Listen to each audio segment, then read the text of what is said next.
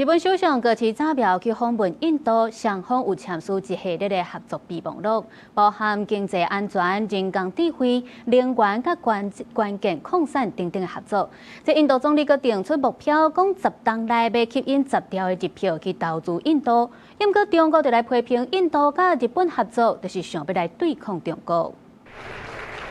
日本首相擱置早苗就任了後頭一屆訪問印度，初二甲印度總理莫迪進行雙邊會談，兩個人閣較佇聯合記者會頂頭以兄妹仔互相稱呼。莫迪設定目標，希望未來10年會當吸引10兆的日票去印度投資。सबको मिलकर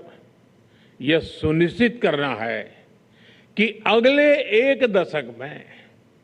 जापान से भारत में निवेश 10 ट्रिलियन येन के टारगेट को भी पार करे और भारत में जापानी कंपनीज की संख्या भी 10 वर्ष में डबल हो जाए।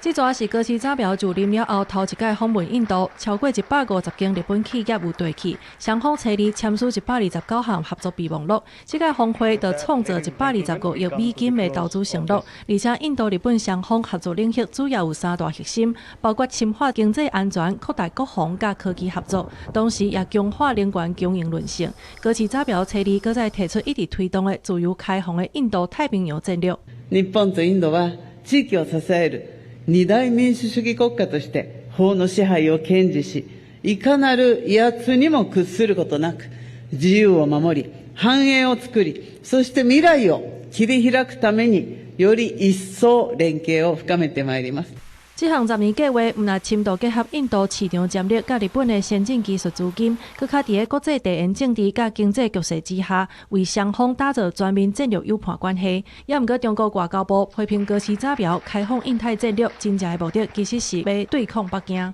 嘴上喊着自由開放，心裡想着對立對抗，這樣名不副實的理念，與地區國家求和平、謀發展、促合作的共同心願背道而馳，也注定不會得到真心認同。擱置早苗自去年11月發表台灣有代誌相關的談話了後，中日關係已經變作是1970年建交以來上歹的程度。這屆印日峰會深化關鍵礦物甲供應鏈去中國化的合作，閣較直接揪到北京敏感的神經。公視新聞景元慶編譯。